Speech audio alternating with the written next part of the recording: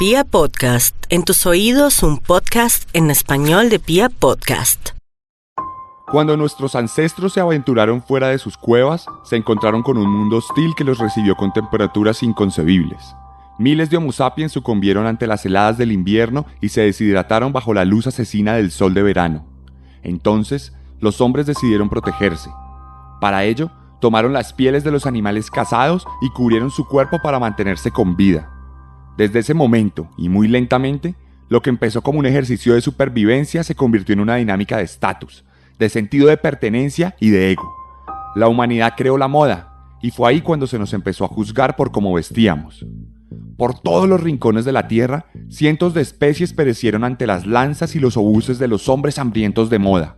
Sobre nuestra piel portamos con orgullo la piel de otros seres vivos, y en ese momento el valor de la vida se redujo al capricho de los poderosos.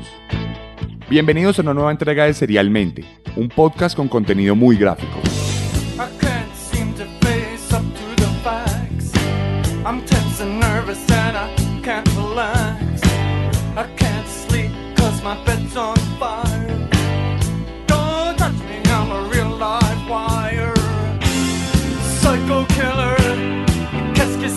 Bueno, y hoy luego de 5 capítulos de Serialmente, creo que es momento de irnos al origen.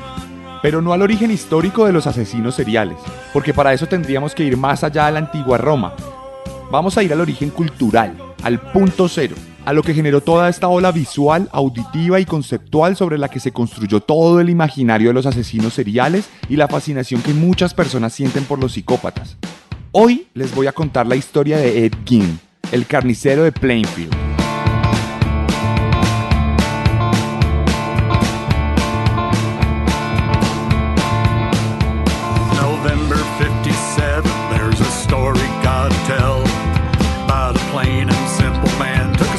Straight to hell.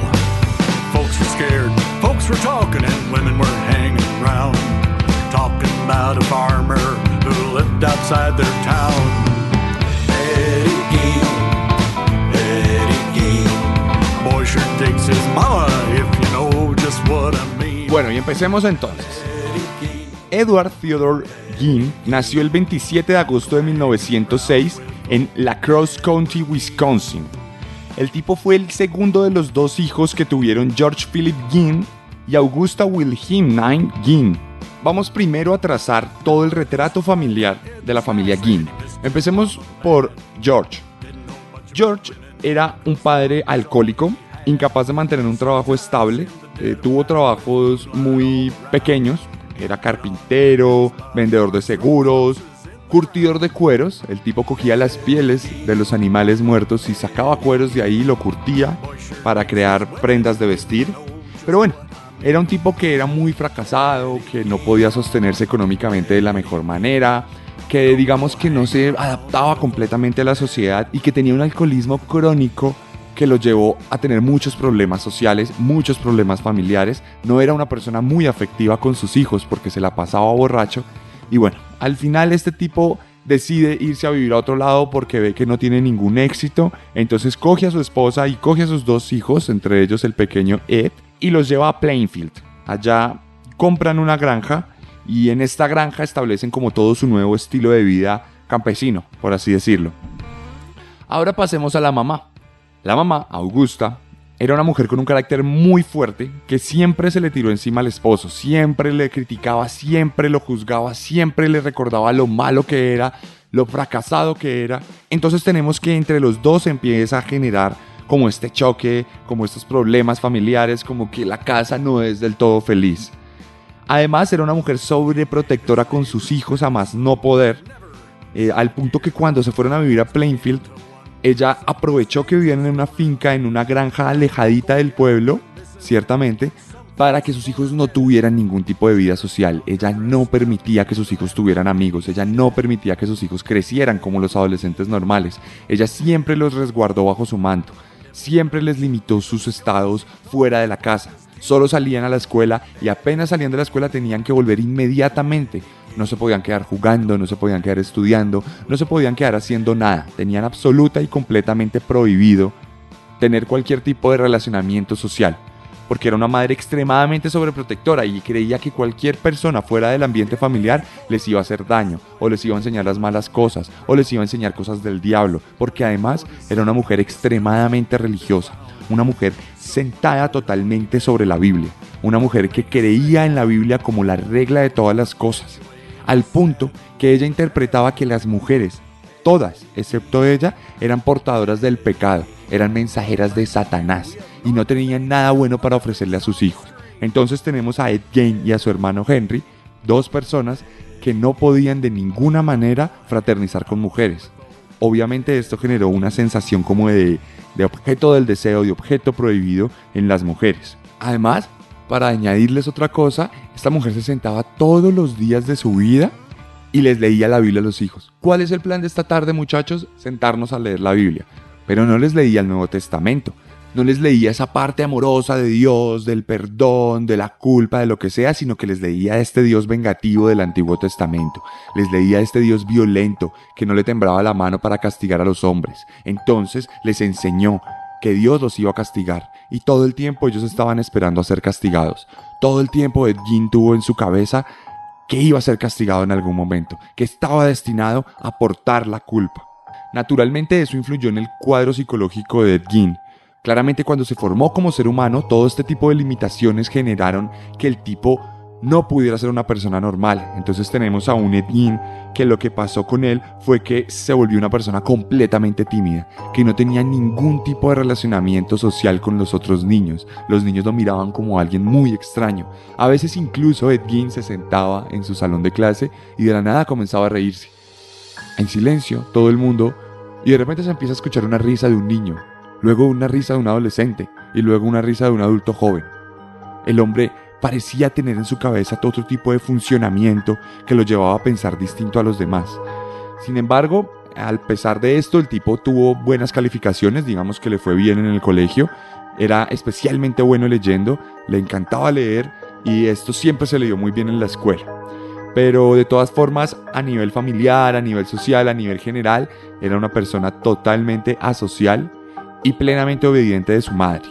Entonces esto nos demuestra que estamos empezando a tener las bases de lo que más adelante va a ser uno de los psicópatas más monstruosos en la historia de Estados Unidos. Ed Gein, he ain't mean, just a little misunderstood. Dressed up in his mother's skin, I would if I could. Yellow, brown, white and black, I'd buy my skin right off the rack.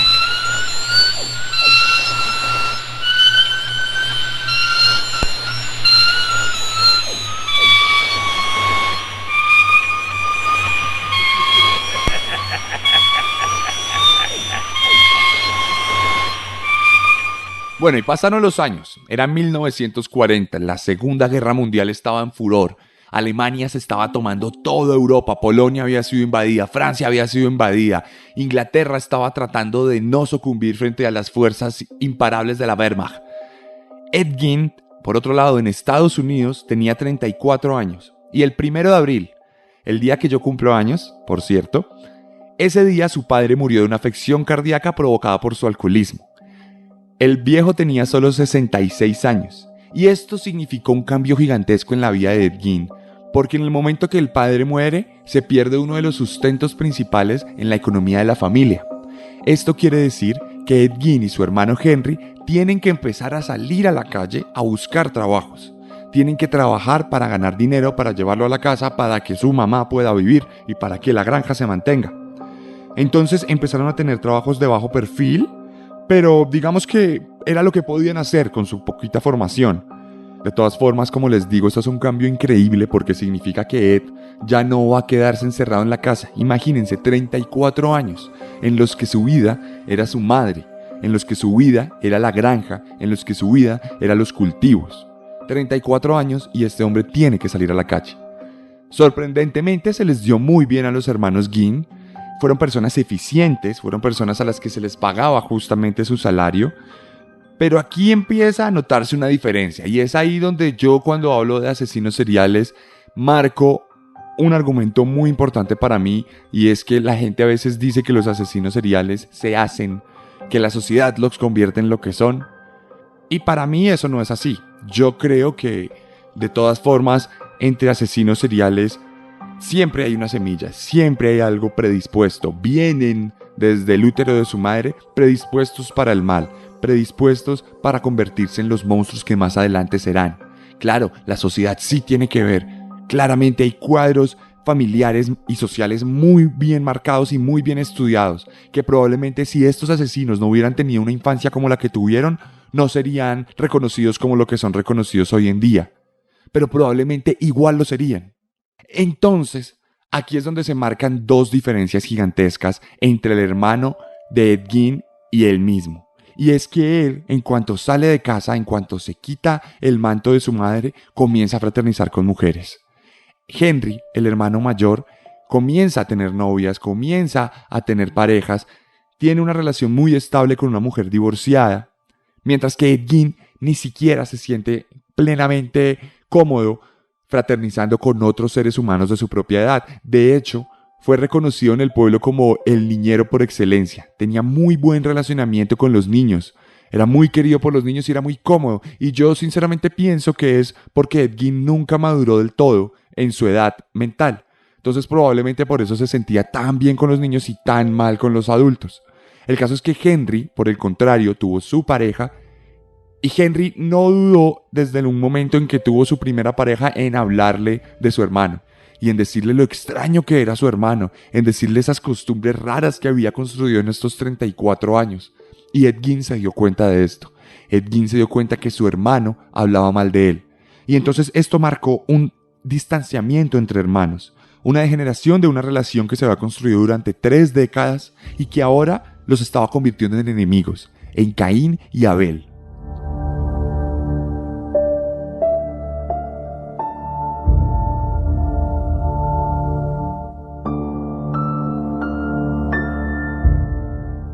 Y bueno, pasaron 4 años, la Segunda Guerra Mundial seguía su furor, en Europa ya no era el ejército alemán el que mandaba y ponía las condiciones, los rusos ya estaban ganando en el frente oriental, los estadounidenses estaban planeando un segundo frente occidental sobre Francia, y mientras allá se mataban y tenían una guerra, el propio Ed Gein tenía una guerra interna en su finca. Estos 4 años fueron marcados por el cada vez más creciente distanciamiento entre los hermanos. El caso es que el 16 de mayo de 1944 hubo un incendio en la finca de los Gein. Ellos estaban quemando una paja que tenían que quemar, unos vegetales viejos, y estaban juntos. Y quemaron intencionalmente, controladamente, empezaron a incendiar esos vegetales, pero se les salió de control. Todo se salió de control y el incendio se extendió por buena parte del terreno, al punto que llamaron a los bomberos, llegaron los bomberos, limpiaron todo y cuando ya no había incendio se dieron cuenta que tampoco había Henry. El hermano no estaba por ningún lado. Entonces llamaron a la policía y la policía empezó a investigar y a peinar toda la zona. Y encontraron el cuerpo muerto de Henry cerca al incendio. Lo primero que se creyó es que el hermano había muerto accidentalmente en el incendio, pero luego miraron y el cuerpo no tenía ningún tipo de quemadura. Entonces cogieron, hicieron la necropsia y se dieron cuenta que había muerto de un paro cardíaco. Ahora les pareció extraño, pero dijeron, bueno, si este muchacho le dio un paro cardíaco y al padre también, debe ser algo congénito. No nos vamos a preocupar, aquí no ha pasado nada. Luego, más adelante, cuando haya terminado de descubrirse toda la historia de Ed Gein, resultaría que hablarían del tema con él. Y era muy marcado, y era muy evidente que había un odio recalcitrante del hermano por él. Luego, en otros exámenes más profundos que se hizo sobre la misma necropsia, se dieron cuenta que él realmente murió asfixiado por el humo, que eso fue lo que originó la falla cardíaca, pero que además, y esto es muy importante, la cabeza estaba llena de golpes y de laceraciones. Tal parece, aunque nunca lo sabremos, que Ed Gein tomó el papel de Caín y asesinó a su hermano a golpes en medio del incendio.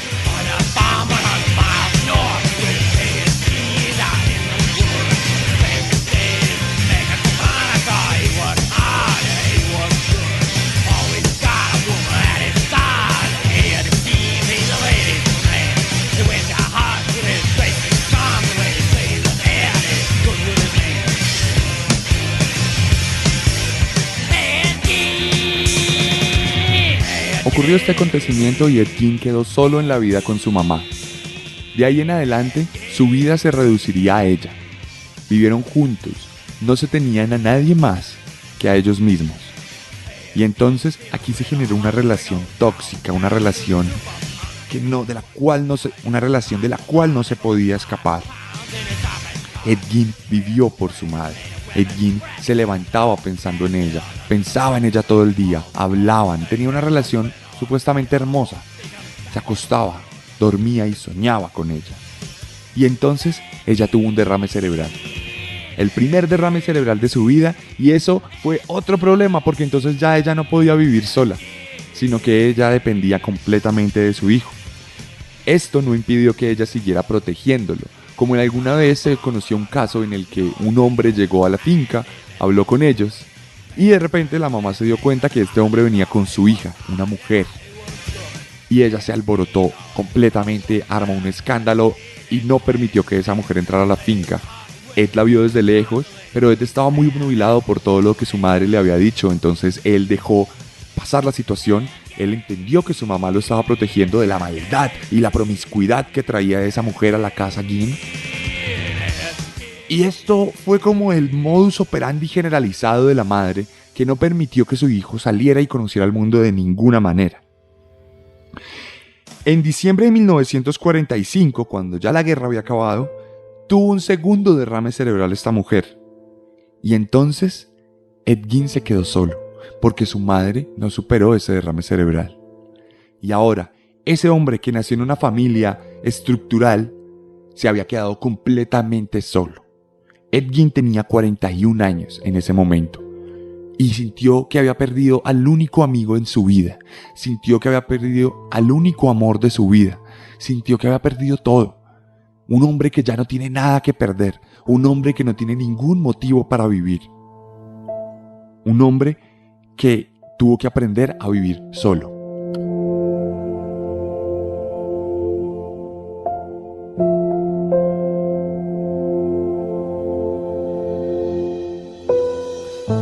Aquí, entonces, el hombre empezó a tener trabajos de bajo perfil, no podía tener otra cosa, trabajos temporales de unos días, de una semana, de un mes, por mucho. Y fue conocido en el pueblo como alguien ciertamente extraño, solitario, callado, pero que no generaba problemas. Entonces, digamos que no tenían mucho reparo en Ed Gein. Pero en esta soledad, en su granja en Plainfield, los demonios empezaron a acechar su cabeza. Los demonios empezaron a tomar control de su ser. Porque creo que la mejor compañía que tiene un psicópata es la soledad. Y Ed Gein se había quedado solo hace ya muchos años.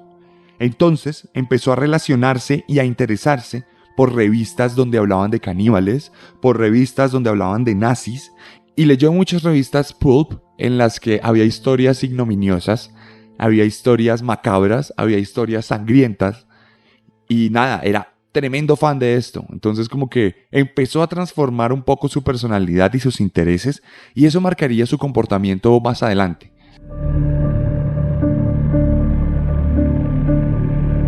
Al mismo tiempo que esto ocurría, el tipo empezó a tratar de luchar con su soledad y con la ausencia de su madre, y entonces empezó a convertir su casa en un santuario de mamá.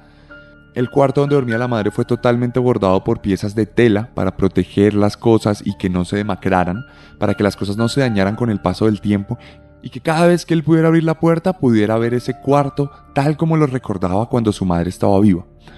Quiero hacer un ejemplo un poco cultural raro, y es: acordémonos de Maud Flanders cuando muere y cómo Ned Flanders es incapaz de dejar ir a su esposa, al punto que incluso mantiene la forma de ella en el colchón. Bueno, Ed Gein hacía más o menos lo mismo con su mamá. Todo lugar donde la mamá tocó en esa casa, ese lugar tuvo una protección y un bordado de tela, porque él no quería que la memoria de su madre se esfumara en el cielo. Y entonces la psicología de Ed Gein colapsó por completo. Dear Mr. Manson, have you heard of or seen a man from Wisconsin by the name of Ed Gein? You helped me discover the Beatles and Stones, but he turned me on to the beauty of Bones. Y con All Mean Ed Gein, una canción de corte muy teatral de los Fibonaccis, seguimos recorriendo la escabrosa vida de Ed Gein, quien duró viviendo solo más de 12 años después de la muerte de su madre. a term paper. El tipo era aislado de la sociedad. Digamos que, como les dije ahorita, no reparaban en él, pero tampoco le tenían mucha confianza. De todas formas, nunca tuvo problemas legales, las autoridades jamás lo tuvieron referenciado y no tenía ningún tipo de problema. Digamos que era uno más, que era alguien que no existe para el mundo. Pero no por eso quiero decir que el mundo lo rechazara o algo por el estilo. No, estos discursos prosicópatas que a veces justifican los hechos en la sociedad, no. Simplemente era una persona abstraída de alguno u otro modo. You say you've never. El caso es que en noviembre de 1957, Bernice Worden, la propietaria del almacén ferretería del pueblo de Plainfield, desapareció por completo. Era muy raro que desapareciera una mujer en este pueblo. Y para colmo de males, el problema era que el hijo de Bernice era el sheriff del pueblo. Entonces la investigación no se hizo esperar, obviamente. Todos los recursos fueron utilizados para lograr encontrar a esta mujer. Y esta intensa investigación los llevó a ligar a Ed Gein al caso. ¿Por qué? Porque Ed Gein tenía una Ford Sedan del 49 que era reconocida fácilmente por cualquier persona del pueblo porque no era muy común en ese momento y en ese lugar. Y resulta que muchos testigos vieron este carro estacionado en la ferretería el día antes de que Bernice desapareciera. Entonces, otro testigo dijo que él estaba dentro de la ferretería el día antes de que Bernice desapareciera y vio como Ed Gein llegó y preguntó por un galón de anticongelante y ella le dijo, sí, claro, te cuesta $2. Y él dijo, ok, mañana vengo por él, muchas gracias Bernice, que estés muy bien, y se fue. Resulta que al otro día volvió a aparecer el carro estacionado de Ed Gein afuera de la ferretería y resulta que esa misma mañana desapareció Bernice. Cuando las autoridades llegaron, porque esa vez no tuvieron que esperar 72 horas como ahora, porque eso es lo bueno de tener un hijo sheriff, las autoridades llegaron, encontraron que no estaba esta mujer, ya no estaba el carro de Ed Gein, pero se dieron cuenta de que había una libreta encima del mostrador donde Bernice anotaba las ventas que hacía y la última venta que había anotado era un galón de anticongelante. Esto, unido al testimonio del testigo, permitió que las autoridades conectaran a Ed Gein. Permitió que las autoridades pudieran capturar a Ed Gein y entonces lo atraparon y lo llevaron al calabozo y le dijeron, usted es sospechoso de desaparecer a Bernice Worden. Esta investigación duró medio día. Bernice desapareció por la mañana. Ed Gein fue capturado en la noche. Cuando lo capturaron, se permitió desde la ley que hubiera un cateo a su casa. Pero aquí es donde viene lo más macabro de la historia, porque los policías jamás en su vida se imaginarían que entrar a la granja Gein iba a ser como entrar al mismísimo infierno.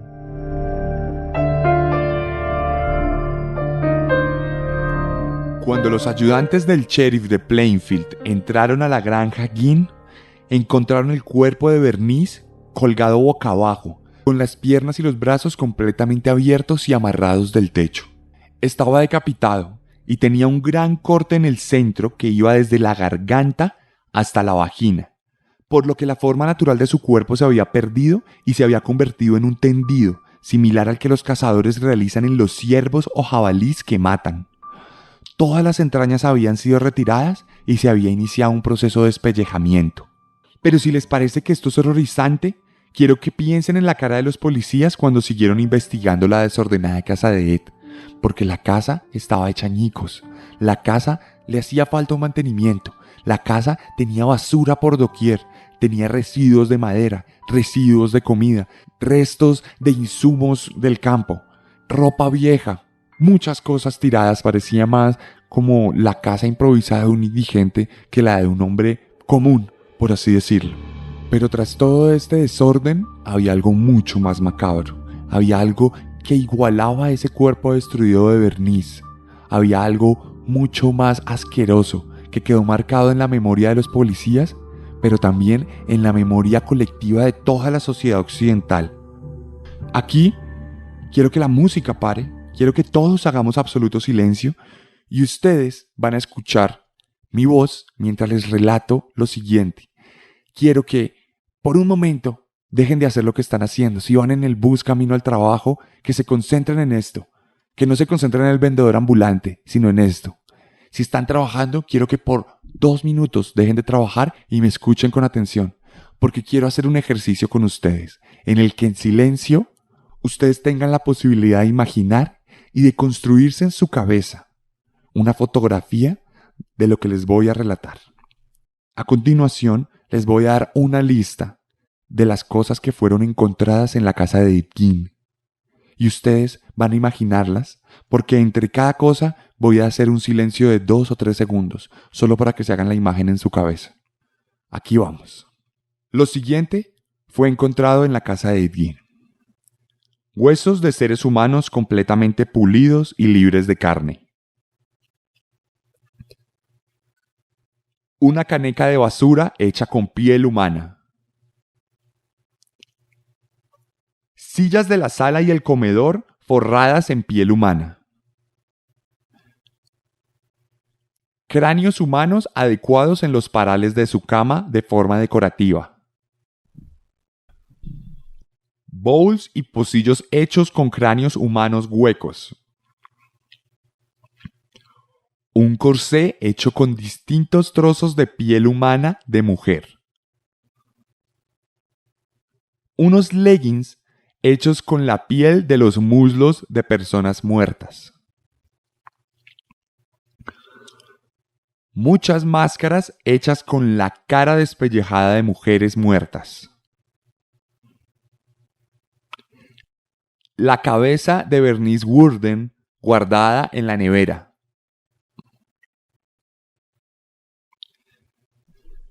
El corazón de Bernice en un recipiente al lado de la estufa de la cocina, listo para ser cocinado.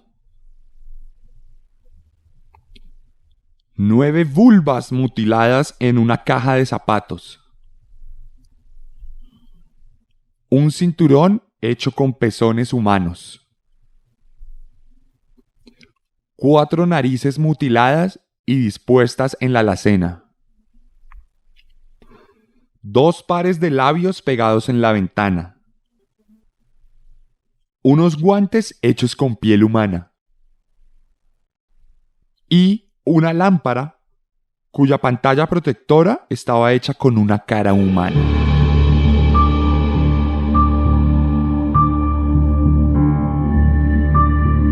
Ahora imaginemos a Ed Gein despellejando cuerpos humanos, quitándoles la piel, para construir estos utensilios en su casa.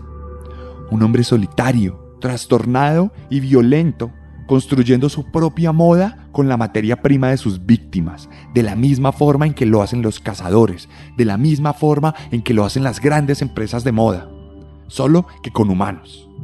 Piensen en su cabeza psicótica, en sus procesos mentales, en su soledad, en su odio, en su desolación, y en todo lo que lo motivó a hacer esta monstruosidad. Ahora quiero que le pongamos una banda sonora a esos pensamientos imaginativos. Ahora quiero que todas las imágenes que se acaban de hacer tengan sonido, pero quiero que ese sonido sea una canción. Quiero que escuchemos por primera vez en Serialmente una canción completa.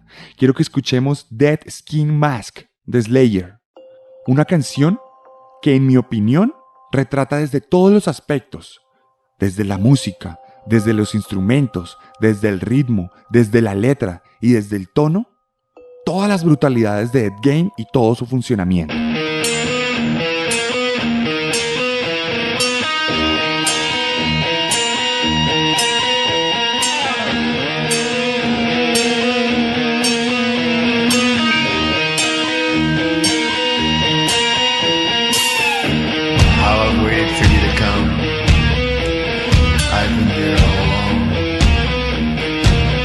You've arrived. Please stay a while, and I promise I won't keep you long. I'll keep you forever.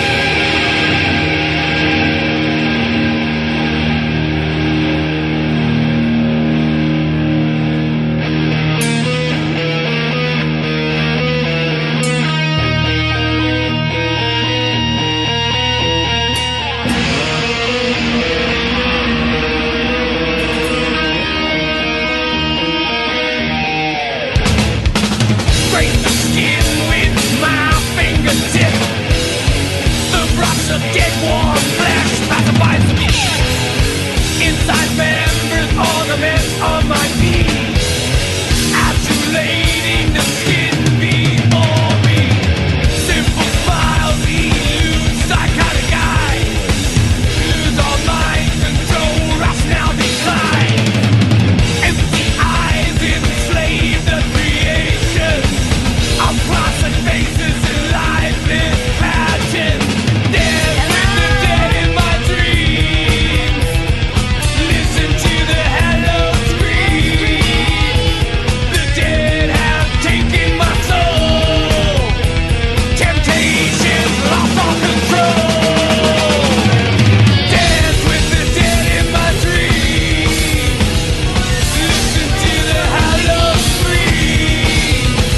The dead have taken my soul.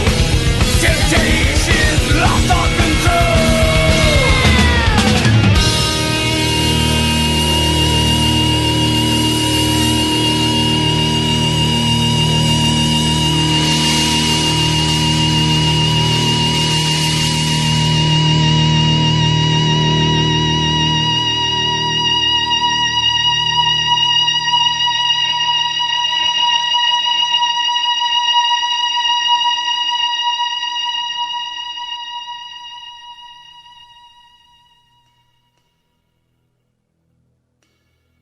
Cuando los agentes superaron el primer shock de encontrarse con todas estas brutalidades, cogieron a Ed y comenzaron a interrogarlo.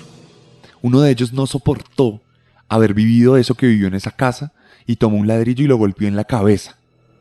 Ed estaba siendo una persona pacífica en ese momento, pero ante los ojos de los policías y de nosotros, evidentemente, era un monstruo que merecía ser golpeado. Y entonces le sacaron la siguiente confesión.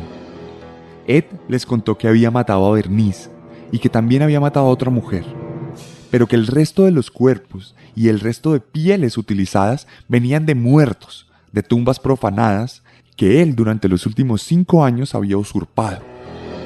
Entre 1947 y 1952, Ed Gein hizo 40 visitas nocturnas a distintos cementerios, de donde sacó los cadáveres para construir esos utensilios. Cuando las autoridades corroboraron esto, se dieron cuenta que Ed decía la verdad, porque efectivamente estos cuerpos habían sido profanados de los cementerios, y ellos iban a los cementerios y se daban cuenta que las tumbas estaban vacías. Entonces Ed estaba diciendo la verdad, porque además él podía decirles puntualmente cuál cuerpo había sido sacado, incluso se acordaba de los que no había podido sacar o abrir. Pero había un patrón generalizado en la búsqueda de cadáveres de Ed Gein. El hombre siempre procuraba buscar mujeres de mediana edad que se parecieran a su madre. Todas representaban de alguna u otra forma a su mamá. ¿Y por qué pasa esto? Porque Ed Gein quería construir una figura materna. Ed Gein quería volver a traer a su mamá a la vida. Ed Gein quería que ella fuera eterna porque era la persona que lo protegía, era la persona que lo cuidaba de todos los males del mundo, era la única persona que podía liberarlo de la culpa que Dios le había endilgado. Entonces, lo que pasó es que él quiso volverla física de nuevo. Y entonces cogió la piel de muchas mujeres parecidas a ella y empezó a confeccionar un vestido en forma de mujer. Ese corsé resultó ser una representación física de la memoria de la madre de Ed Gein. Ese corsé estaba destinado a ser un vestido que él se quería poner, porque en su cabeza dañada era la forma de estar dentro de su madre, de estar dentro de su piel, de estar dentro de su máscara de piel muerta, como la canción de Slayer.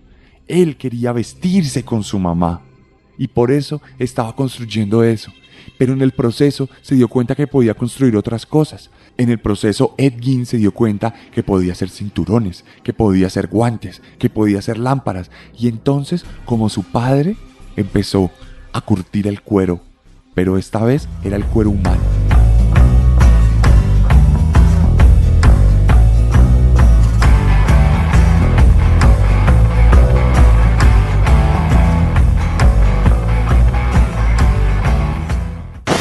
There was like two Ed Geins. Todo esto lo sabemos de Ed Gein por su boca, por las investigaciones y por las especulaciones. Sin embargo, no podemos comprobar si tuvo más muertos encima, porque aunque fue sospechoso de muchas desapariciones que ocurrieron durante esa época, todavía no existía la tecnología suficiente para conectarlo a los crímenes. No tenían pruebas de ADN, no tenían los mismos estudios de las huellas, no tenían la misma experticia que tienen ahora. Entonces, realmente estamos entrando en el terreno de la especulación si queremos determinar cuántos muertos tiene encima Ed Gein. Sin embargo, creo que entra de manera correcta en este grupo de asesinos y de psicópatas seriales porque es tan monstruoso como ellos, básicamente por eso. But it's even more frightening when the demons are real. Based on a true story.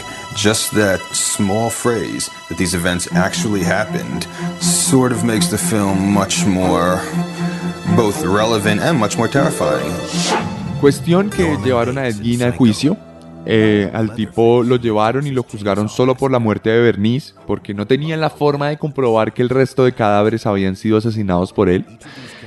Y el tipo tuvo un juicio rápido que se centró, como siempre en estos casos, en su sanidad mental. En esa época no había leyes como ahora para juzgar a los psicópatas y no había estudios psiquiátricos como los que existen ahora. Incluso todavía en esa época se creía que la raza era importante para determinar la criminalidad o la forma de la cabeza, o que si alguien feo probablemente era más malo que alguien bonito. Entonces no teníamos nada para basarnos y juzgar a una persona como Ed Gein. Ed Gein estaba adelantado a su tiempo. La psicopatía de Ed Gein y la maldad era inconcebible para esa época, por lo menos desde el Estado de Derecho. Entonces, al tipo lo juzgaron como un loco. El tipo fue declarado inocente de todo lo que hizo porque se consideró que era una persona mentalmente no sana, irresponsable de sus actos, incapaz de determinar la diferencia entre el bien y el mal. Entonces, a Ed Gein lo condenaron a vivir de por vida en un manicomio. Algo que hoy sería indignante, pero en ese momento se ajustaba a los parámetros de la época. Digamos que a la gente le pareció normal que llevaran a Ed Gein al manicomio porque era un loco. Hoy en día, si lo llevan al manicomio, sería considerado un escándalo. Lo que sí podemos decir es que el hombre pasó toda su vida encerrado en las paredes blancas de ese sanatorio clínico. Pero aquí no termina la historia de Ed Gein, porque aquí empieza la parte de la leyenda. Here we have a quiet little motel, when in fact it has now become known as the scene of the crime. You have a vacancy? Oh, we have 12 vacancies. You know, this is the first place that looks like it's hiding from the world. I think that we're all in our private traps, clamped in them.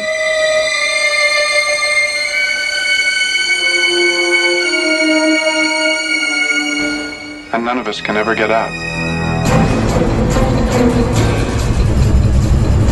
Is anyone at home? Oh, that must be my mother. Is anything wrong?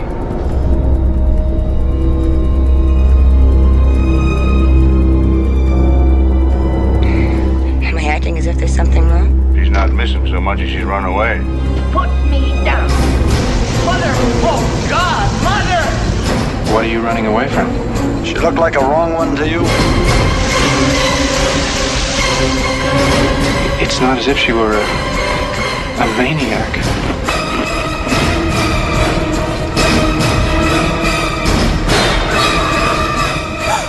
She just goes a little mad sometimes. Y mientras él estaba en el manicomio, afuera la sociedad se volvería loca. Ed Gein, como dije antes, fue el origen de toda la cultura generalizada sobre psicópatas en Norteamérica. Su historia, la que les acabo de contar, inspiró una famosísima novela llamada Psycho, o en español, Psicosis, la cual escribió Robert Bloch y que cuenta el relato de un hombre obsesionado con su madre que al final resulta ser un asesino. Esta novela tendría una adaptación famosísima, hecha por un maestro del cine de terror, Hitchcock, en la cual Norman Bates, el protagonista, nos relataba la misma historia que nos relata el libro. Norman Bates más adelante se convertiría en un ícono de la cultura general y en el psicópata por antonomasia. De esa película se hicieron varias adaptaciones como la que hizo Gus Van Sant o la serie que incluso podemos ver hoy en día que se llama Bates Motel. Todo esto fundamentó la imagen generalizada del psicópata. Desde aquí se empezaron a crear personajes, desde aquí se empezaron a crear historias, desde aquí se empezó a generalizar el relato de otros hombres perturbados. La cosa no terminó con Norman Bates, apenas empezaba ahí. En el 74 se creó una película que se llamó The Chainsaw Massacre, la masacre de Texas, muy famosa porque hay un personaje que se llama Leatherface, y Leatherface no es más que una adaptación de Ed Gein. Claramente Ed Gein no era el mismo tipo de persona que era Leatherface. Ed Gein no salía corriendo con una motosierra, Ed Gein no era gigantesco y no mataba gente, pero sí inspiró eso. Además inspiró a Buffalo Bill, un personaje del Silencio de los Inocentes del cual ya les había hablado. Buffalo Bill se construyó sobre la imagen de dos psicópatas. Buffalo Bill se convirtió en un ícono de una de las novelas más vendidas y una de las películas más vistas, protagonizada por Anthony Hopkins. También les puedo dar un ejemplo reciente. Lars von Trier hizo una obra maestra que se llama The House That Jack Built, la casa que Jack construyó. Jack es un asesino serial que tiene una billetera hecha con piel humana. Obviamente, esto es una referencia a Ed Gein. También hay películas como A la luz de la luna y decenas de documentales.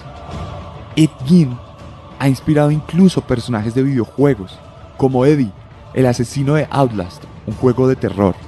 Y también podemos sumarle muchas canciones. No solo las que he puesto acá, hay muchas más. 20, 30 canciones. E incluso hay un personaje de nuestra infancia que está inspirado en Ed Gein.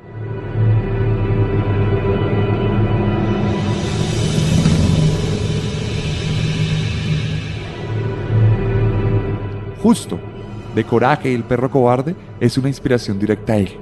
Cuando vean fotos de Ed Gein, cuando vean fotos de su carro, cuando vean fotos de su forma de expresarse, se van a dar cuenta que justo el dueño y amo de Coraje, el perro cobarde, es una representación de él, el mismo gorro, el mismo automóvil, la misma quijada.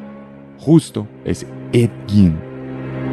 Y entonces es aquí donde tenemos el origen de todo. Antes de Ed Gein, los psicópatas no hacían parte de la cultura pop del mundo occidental. Hoy en día hay películas, hay podcasts como el mío, hay libros, hay personajes y hay fantasía alrededor de los asesinos seriales y los psicópatas gracias a Ed Gein. Él fue el que dio el origen a todo este movimiento. Y no puedo decir que le agradezcamos por eso, porque es un monstruo y no se nos puede olvidar eso. No se nos puede olvidar que es una persona completamente abstraída de la sociedad. No podemos romantizar de ninguna manera a estos personajes. Simplemente podemos verlos, podemos horrorizarnos, porque lo que nos gusta es eso, horrorizarnos, pero jamás romantizar. ¡Perro estúpido!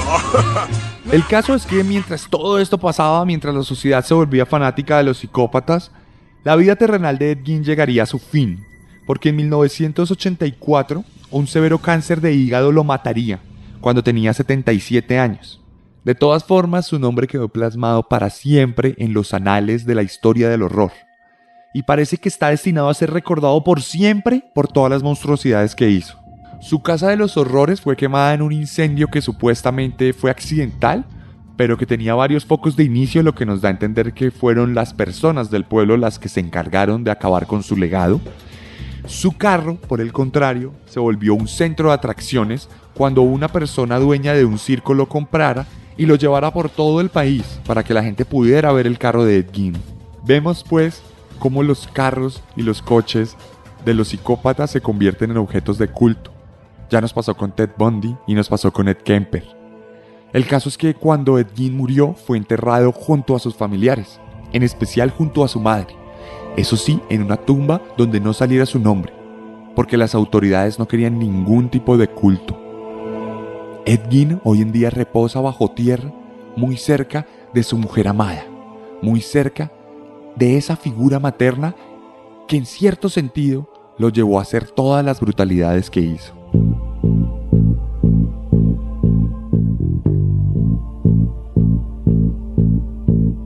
De la misma forma en que nuestros antepasados salvaron sus vidas portando la piel de los animales muertos, Ed Gein procuró salvar su memoria vistiéndose con la piel de las mujeres que le recordaban a su madre.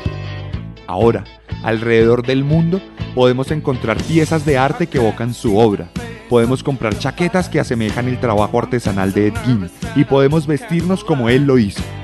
Parece que sin importar los tiempos, lo que siempre estará de moda entre nosotros es la muerte y la violencia. Psycho killer, qu'est-ce que c'est? Better run, run, run, run, run, run, run away. Oh, psycho killer, qu'est-ce que c'est? Y esa fue la historia de Ed Gein, la sexta entrega de Serialmente en Pia Podcast.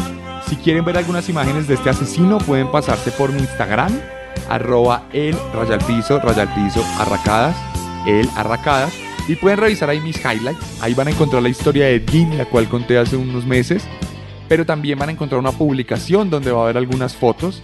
Y nada, pueden verlas, pueden comentarlas, me pueden escribir, podemos hablar un ratico sobre el tema. Últimamente veo que me están escribiendo harto sobre el tema y me parece divertido, podemos hablarlo. Entonces no duden en pasarse por allá y dejarme un mensaje o dejarme un comentario en la imagen o comentar la historia, lo que quieran. Recuerden que todas las semanas va a llegar una nueva entrega de Serialmente y recuerden que todas las semanas va a llegar una nueva historia también en Instagram. Van a poder siempre conocer nuevos psicópatas y por eso los espero allá y los espero acá de la misma forma. Les habló Sebastián Camelo y nada, nos vemos en la próxima semana con un nuevo monstruo. Porque recuerden que siempre podemos ser peores.